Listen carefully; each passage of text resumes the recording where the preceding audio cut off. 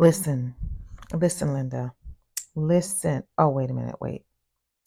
Welcome to A Drop of Happy, where we focus on carefree, stress well, light and lively living while reviewing and discussing all things entertainment and wellness. And listen, I'm your host, Wanda Toby, blah, blah, blah, and blah, blah, blah.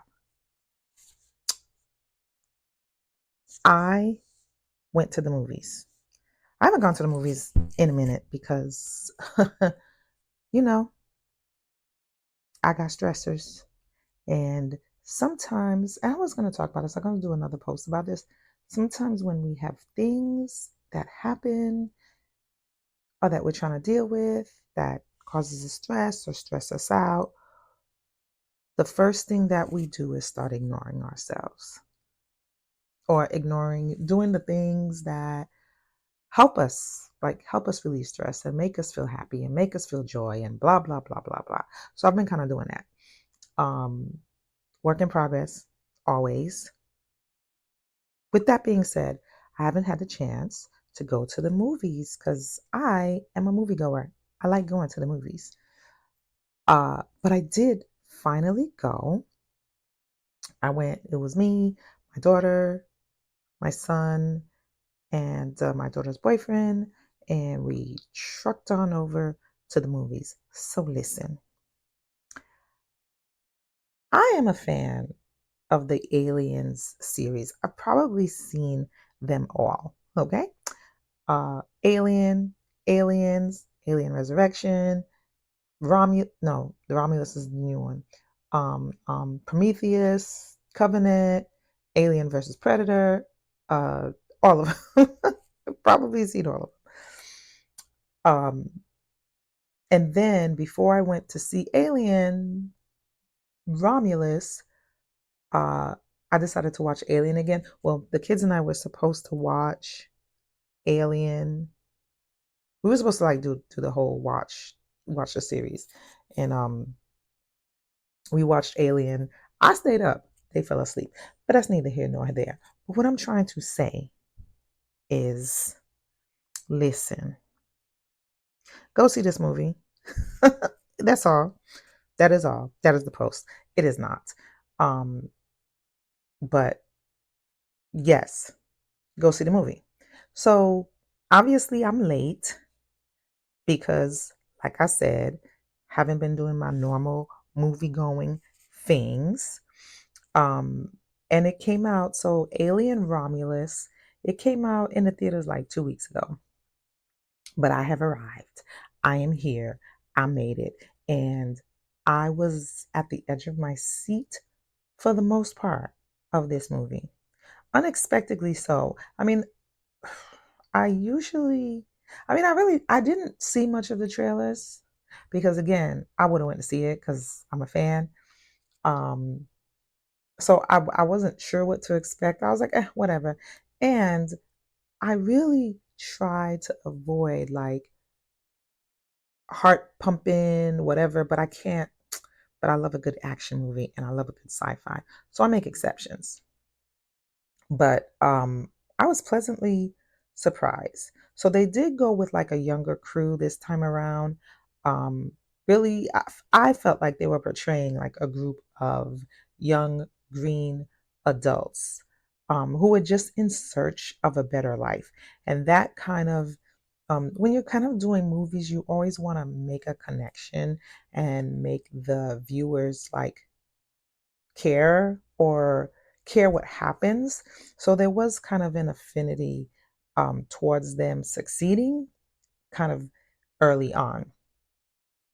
Um, and again, since I had recently watched, like, again, I watched it the night before, this one felt like it really came full circle. Um, to me, there was like some connections. Of course, it makes sense that there should have been because uh, this this Alien Romulus, the setting takes place supposedly 20 years after Alien because it's built as a sequel, the way it was thing, and then some years before Aliens. So it's like in between.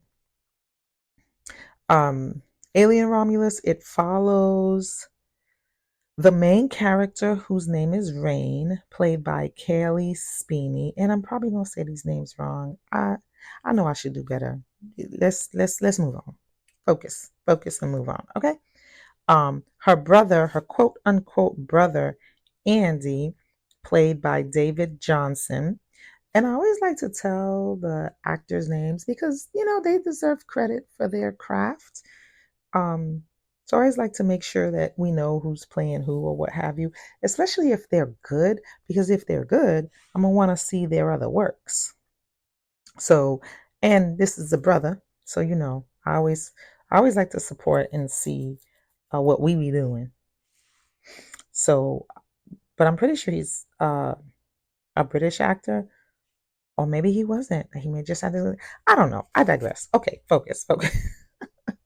So, so what happens is it follows her, and they decide to help scavenge a ship, um, so they can kind of realize their ultimate dream of going to another planet where they can see the sun, which is a big deal because they cannot see the sun on this planet.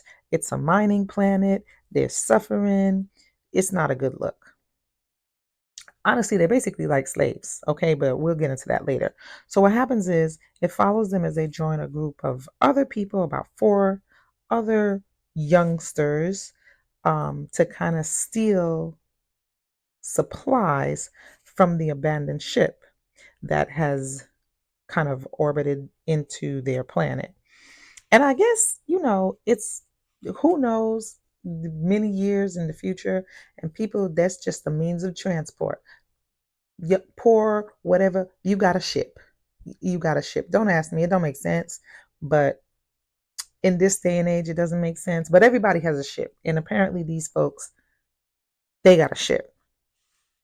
So it that's kind of the gist of the story.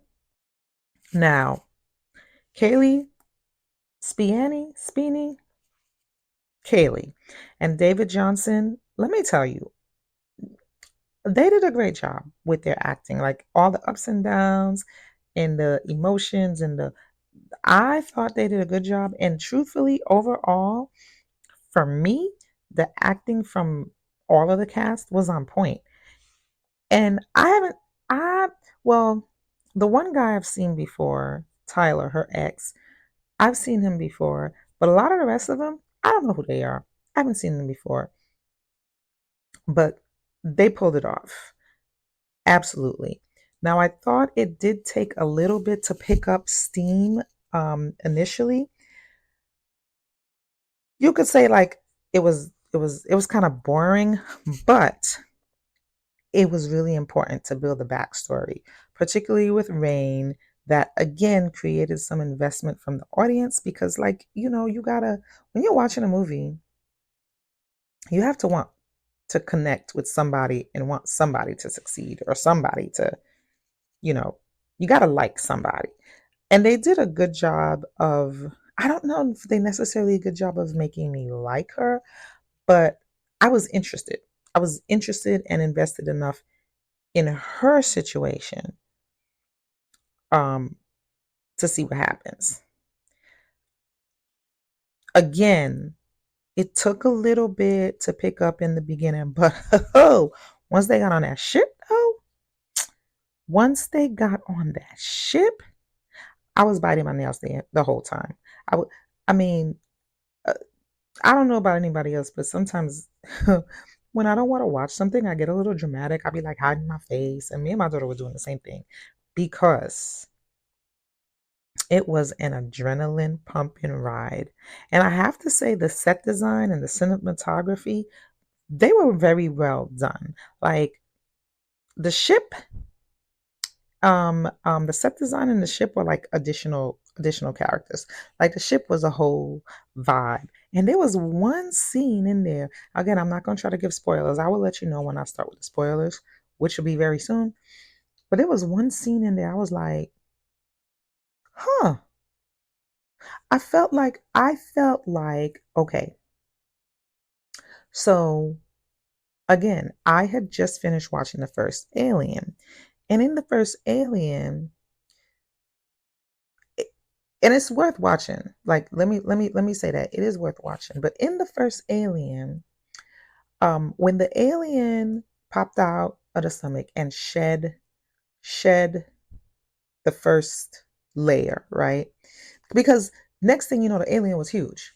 Well, backstory in this one, you kind of got to see that process, which I thought was very interesting. Again, there was some plot holes. Not I'm not gonna say plot holes.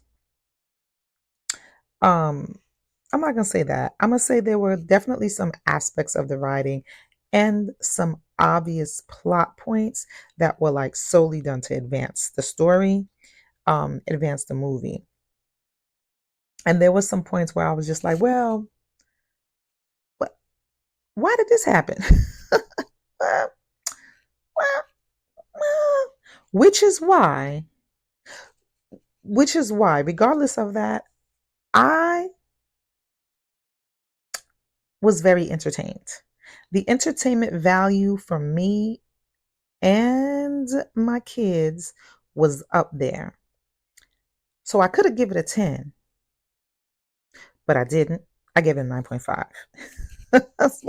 Which is now I'm very liberal with my, so I've been told, with my ratings, but I take into consideration like the purpose of the movie. Like if it's meant to be deep, if it's meant to just be fun, if it's meant to, whatever. Did I do a review of Bad Boys? I don't know if I did, but Bad Boys gets a high rating for me too because of the entertainment value. Okay. So this one, 9.5, flat 9.5. So yes, go see it. Uh, Definitely encourage that. Now, if you're not interested in spoilers, they're coming soon. And I will say this, please share, please subscribe, but please share, please subscribe, um, and come on back. We do entertainment news, entertainment reviews, and wellness stuff over here. Uh, so please come on back and share. Again, we are going to now move on to some spoilers, a little summary, a little discussion. So if that is not your thing, stop listening right now. Right now. All right. So again, the movie starts off with Rain and her brother, Andy, who we later learn is actually an android. So he's like an older, outdated model. And her father found it and was like, okay, I'm going to program this to do what's best for Rain. And again,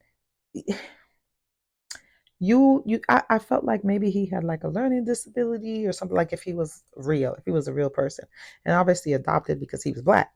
But again, he's an android with some issues. So his motor skills aren't that great. And he's just, she watches him. She takes care of him. Or at least it gives her purpose, right? Because he probably takes care of her in his own way. Because at this point, we learn that Rain lost both her parents. I don't know if they died in mining accidents. I don't know, because they're on like a mining planet. And she wants to get off this mining planet. She wants to get off to go to Yavaga, where she can see the sun. It's better life because all they do is work. So in the beginning, she's talking to her brother, and then she's like, wait right here. And she goes to get her travel papers so she can be out. And she's already done like a ridiculous amount of time working there. And the worker, first of all, the worker's like looking at her like, girl, get out my face, because I've been doing this all day. And I'm about to tell you right now that you ain't going nowheres. So just stoic, just like, okay, boo. Like, no, you can't leave. As a matter of fact, go back in those mines and give us a few more years. Because why? They arbitrarily changed the requirements. So she's thinking like, oh yeah, no, I'm done. I got my 10 hours. And they're like, oh, 10, no, it's 30. Now what? So you're just gonna have to work for a few more. And it's not even like a year. It's like 5 or 6 years. They said, what? So again, I was sad for her. I was like, damn, sis, they got you. What you gonna do? What are you gonna do? So in comes her ex and the crew. Her ex is like, we got a plan. We got a plan. And he's just like, listen, there's this ship. We've kind of figured that there's some stuff on there we can use to get to Yavaga. So he convinces her, well, he's just like, listen, let's go on this abandoned ship, right? Because what really they needed was Andy to go along, because his programming was the same as the ship's programming, which was the ship's called Mother, because Mother was alien, the first alien that was who was controlling the ship. I guess that's the programming for the ship or whatever. So because of that, they're like, yo, Andy can get us on the ship. So Rain hesitantly agrees, because what they need are like the cryogenic pods, because they need to get to Yavaga, but Yavaga's 9 years away, and you got to sleep and be preserved. So when you get there, you're not 201 years old. So she's just like, especially after the blow she's just dealt with, and they're telling her she's gonna need to work 200 more years. She finally is just like, I bet we gonna do it. And Andy's like, all right, I'm gonna do it. I'm gonna do it for you. I'm gonna do it for you. So he's like, all right, because remember, his directive is to do what's best for Rain. So that's when we meet the rest of the team. We meet Kay, Tyler's sister, who's pregnant. We meet Navarro and Bjorn. Um, from what I read, I mean, I didn't really notice and I didn't really get this, but I went and read some stuff that they're supposed to be like adopted brother and sister. And Bjorn, this is where it's a little funny for me. I don't know why they did this, but is Tyler's cousin. So that means he's the sister's cousin, but we later find out that he's the sister baby daddy. I mm, mm, I don't know why they did that. It's giving weird. It's given like, are y'all first cut? Okay, focus. So anyway, um, on top of it, Bjorn, whatever his name is, he is a complete jerk, and to Andy in particular. But we learn that the reason why is because Andy's a droid, and when his mom, Bjorn's mom, was working in the mine, the droid had to make the decision to shut the mine down, and so he resents droids. But again,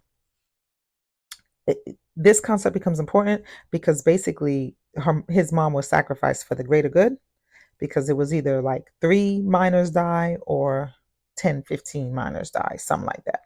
And this becomes important later on several occasions in all the craziness that happens, because we see Andy making some similar choices. So it's like a little foreshadow. And one thing about an alien movie is they're gonna have a droid act up. They're gonna have a droid do some crazy funky stuff. So when they all embark on this ship, right? They take their little ship to get to the bigger ship. Um, and then once there, Tyler, Bjorn, and Andy, they get on the ship. The ship is scary. I mean, okay, it's not, the part that they get on is not scary. I mean, it's a big old ship. I'm scared because I'm like, what's about to happen? What's about to go down? So I'm sitting there and I'm like, But they get on the ship. Once they're they find the cryopods. They find the cryopods pretty early. And again, they want the cryopods so they can so they all can abandon their contracts and leave and sleep for the 9 years and wake up, sleep and be preserved for the 9 years and wake up and live their best life once they get there. Again, the ship is pretty like, ooh, but they find it. And then Tyler's checking the pods, right? And he realizes that, whoa, whoa, whoa, there's only enough fuel in these suckers for 3 years. So he's like, nah, I'm not leaving. We gonna find fuel. So he decides to go further into the ship to find some fuels. And this, well, you already know. This is when shit goes down. So he finds the fuel, but then something happens. They trigger something with the temperature. So it was mad cold. That there were these things, these face. I call them face eaters. You can call them what you want, but things that latch on to the people's face, and where they impregnate whatever you want to call it, the host, with a little wee wee, because that's what it looked like. Ooh. And I will say this, like when they were filming it, because before, again, I just watched Alien. The thing just latches onto your face. But this, they show you like where they trying to, the little, they show you the thing trying to get into their throat and like wiggling around and trying to, okay. So anyway, so they go further, and what happens is the temperature rises. So now you see the creatures start moving. 36 of them. 36 of the face eaters. Okay. They thaw, and they there's some water. They hop in, and so of course the ship has some fail safe. So the fail safe, now they can't get out. And these what credentials he had, it can't override. Like they're on lockdown. So Navarro and Rain, they go to save them. Okay, they go to save them, and all hell breaks loose. And Navarro, she got. She got, and I feel bad. Sort of, kind of, not really. Tyler is played by Archie Renault, and I've seen him before. I don't know in what, not a whole lot of stuff, but I've definitely seen him in some movies before. And honestly, bless his heart, he was a really good guy. He was a really good guy, and he was only trying to do right by his family, try to do right by his sister, even his girl. Like those was his family. He died. Listen, everybody dies except for Rain. It's everybody dies. He dies basically. I wouldn't say basically. Well, yeah, basically sacrificing himself to save Rain from getting impaled by the alien, and he gets impaled by the alien, and he dead. He good and dead. Bjorn, the jerk, but he had a heart, I guess, way deep down in there. He was the father of Kay's baby, and we see that when he rushes back, and they didn't say it, but you saw it. You know what I'm saying? It gave me pause though, because I was like, wait a minute, didn't they say that was his cousin? Why? Why we had to do that? Why he even had to be the cousin? Like, why? Why did the cousin? I mean, I. Hmm. So honestly, I just assumed that they are not real cousins, because that's the way it had to compute in my mind. You know, like how I used to have like the people that was in your life forever, and you thought you was cousin, but you wasn't really cousins. But your mama and their mama was best friends, so they play sisters. So y'all cousins. That's the only way that ish would make sense in my mind. Because why they even had to? Why? That's my okay. Anyway, so He died. he died. He died trying to save Kay, who was his baby mama. And his death was, ooh, honey, his death was brutal. It was death by acid, which again may or may not have been a low key way to punish them for being such a jerk to Andy or for being just such a jerk. Because in general, even if he wasn't mean to Andy, he was an annoying asshole. And he went, again, he was trying to protect Kay and trying to kill the thing. And this is where, like I was saying, like the thing shed, right? Um, and then it was like in this cocoon crystal. It was in this thing. So it was getting bigger. And then he went to inject it with a what? Oh, an electric taser thing that he found. Um, and that's when the thing was just like, oh no, you're not finna get me. We, I'm about to shoot some acid out at you. Okay, so mind you, this was after I kind of skipped some parts because I'm trying to get through the summary, but this was after. So you know how I said Navarro got the thing went on her face, and Homeboy was just like, this is where I said, okay, he had some heart because he was just like, oh no, we saving her. Listen, no, we not. We don't know what was on her face. And again, this was like back in the first one, right? Where you take the thing off and you think the person's all good. It's all good. Like, hey, there's nothing wrong. No. So she got on the ship. She got on the ship with Kay and she got on the ship with Homeboy. And then the thing popped out of her chest, which was a pretty good scene, by the way. And then that's how we fast forward got to him dying by acid. Kay, played by Isabella Merced. Again, she's Tyler's sister and she survives. She survives this little interaction. So this is what happens with her. And this is where I'm just like, so there's a lot of stuff happening. Andy gets his little chip upgrade.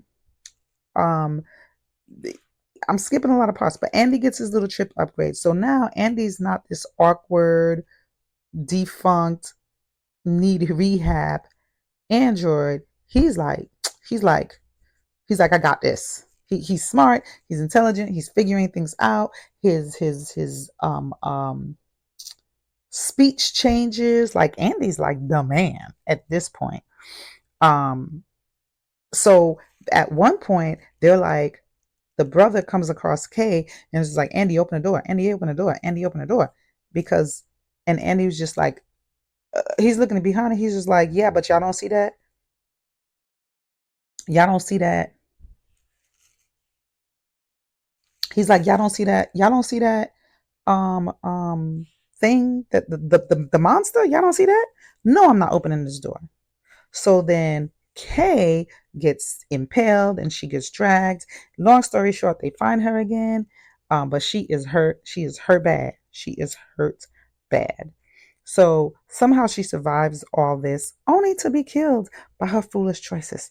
Foolish choices. Because she decides to inject herself with a serum formulated from like the alien's DNA. Whew. Why you did that? Why you did that, sis? Like, that was so unnecessary. Because at one point, when Indy's upgraded Rook, and y'all know Rook is the droid from Alien 1 who betrayed Ripley, who was like, oh no, these creatures are great.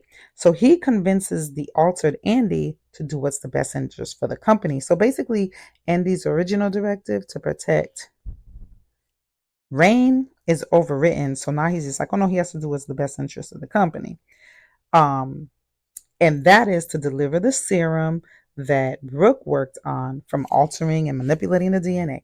So he tells Andy that the serum will basically save humanity. It's healing, it's rejuvenating, it's all this stuff. It's all good stuff. Rook is still like, no, these aliens are the best species since sliced bread. I'm telling you, there's always some android wreaking havoc. So He's like, he don't care about the consequences. He's like, get this thing so we can test it, yada yada yada. But the thing is, yeah, the serum, the blood, the whatever you injected, yeah, they had like a thing of a rat. The rat died. It got rejuvenated. They didn't show this part. They didn't tell Andy this part, that it keeps growing past whatever's normal and it turns into a monster and then it dies. So Andy don't know this, and I don't know if he did. If he, I don't know if that would make a difference. But basically, they think that this thing's going to promote healing. Okay, they think it's going to promote healing. Fast forward to Kay. She's on the verge of death after being impaled. The thing didn't implant her because she was bleeding. Like, she's bleeding out, basically. I don't know why the thing kept her. So she decides to inject herself with thing. Lord have mercy. Mind you, she pregnant. So ultimately, she has this baby. The baby girl's super, super fast. The baby, it don't pop out her stomach. It don't pop out her stomach. She has the baby. She has, it's like an egg.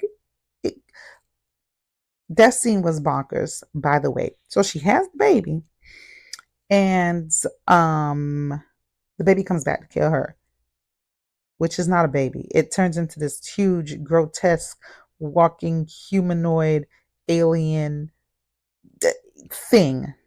It's disgusting. And it comes back to kill us. Okay, so let's go back to Navarro just real quick. She was played by Aileen Wu, and she was just a victim of unfortunate circumstance.